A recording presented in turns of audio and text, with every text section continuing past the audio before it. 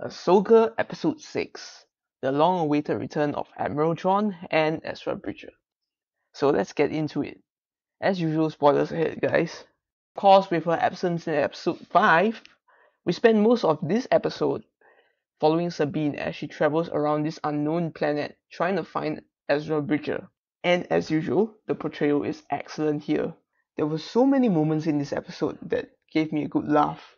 Especially when she makes those awkward faces whenever people comment about her or she's just in those funny moments. In particular was when the Night Sisters referred to her as a danger and reeking of Jedi.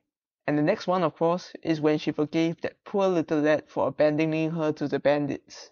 Kind of funny how we were introduced to this animal as some fearsome beast, but in the end is acting so much like a dog.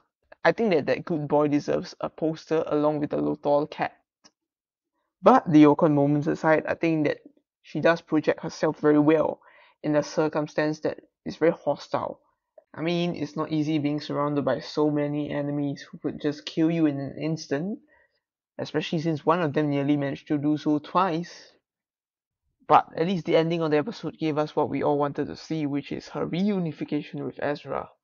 The hug they had together was one of the best moments, and I would say that it actually mirrors that of Ahsoka and Anakin.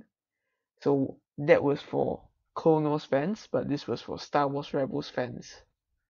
Unfortunately, of course, there are consequences to these actions, and she's keeping it a secret from Ezra, which is the fact that Grand Admiral Thrawn now has his opportunity to return to the known galaxy. But we'll see whether that makes or breaks their relationship when Ezra finds out the truth. And the live-action portrayal of Thrawn has my seal of approval. Okay, I'm not really a big fan of Thrawn myself, but you can clearly see that he does think in tactics, think rationally, and is a strategic genius.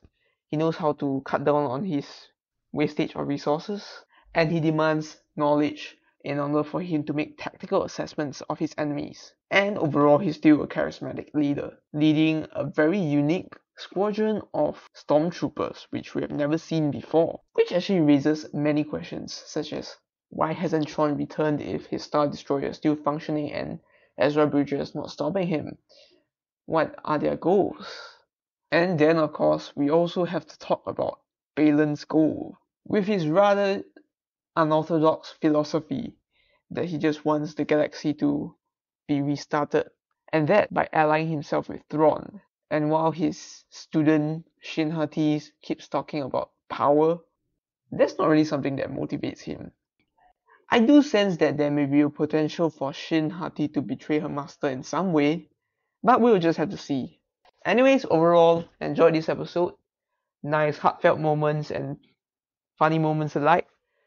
And the return of Ezra Bridger and Thrawn is definitely something that everyone is happy about. But for the consequences of Sabine's actions, we'll just have to see how it goes from here.